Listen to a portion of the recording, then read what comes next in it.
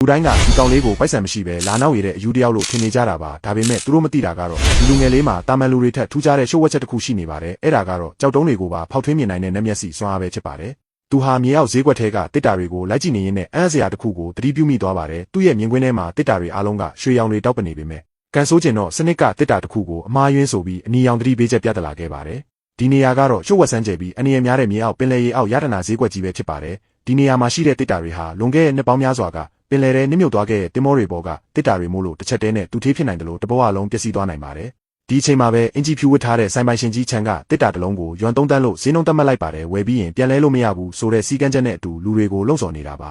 အနားမှာရှိတဲ့အထက်တန်းလွှာအမျိုးသမီးလေးစုကတော့ဒီလိုတစ်တာအိုတွေကိုငွေမြောက်များပေးပြီးဝယ်တာဟာလောင်းကစားဆန်လုံးလို့မဝယ်ဖို့အတွက်ကောင်းလေးကိုတားဆီးနေခဲ့ပါတယ်ဒါပေမဲ့ကောင်းလေးကတော့မမှုပါဘူးသူဟာဆိုင်ပိုင်ရှင်ကြီးကိုဒီတစ်တာဆက်လေးလုံးစလုံးကိုဘယ်သူမှမဖွင့်ရသေးတာတေချာလားလို့စိန်ခေါ်တဲ့လေတန်းနဲ့မင်းမြတ်လိုက်ပါတယ်ဆိုင်ပိုင်ရှင်ကြီးချန်ကလည်းလောင်ပြောင်တဲ့အပြုံးနဲ့အတူအာမခံကြောင်းပြောလိုက်ပါတယ်သူမသိလိုက်တာကတော့လူငယ်လေးဟာသူ့ရဲ့နှမျက်စိနဲ့တစ်တာတွေကိုတလုံးချင်းစီဖောက်ထွင်းကြည့်ရှုနေတာပါပထမဆုံးတစ်တာ3လုံးထဲမှာတော့ဆွေးမိနေတဲ့တစ်သားတွေနဲ့ရွှွန့်နွံတွေပဲရှိနေတာကိုသူမြင်လိုက်ရပါတယ်ဒါပေမဲ့နောက်ထပ်တစ်တာတစ်လုံးလေးကိုကြည့်လိုက်တဲ့အချိန်မှာတော့ကောင်လေးရဲ့မျက်လုံးတွေအံ့အားမှုကြောင့်ပြူးကျဲသွားပါတော့တယ်အဲ့ဒီတစ်တာထဲမှာတော့တန်ဖိုးဖြတ်မရတဲ့ရွှေတုံးကြီးတွေဟာဝင်းဝင်းတောက်နေတာကိုသူမြင်လိုက်ရလို့ပါပဲ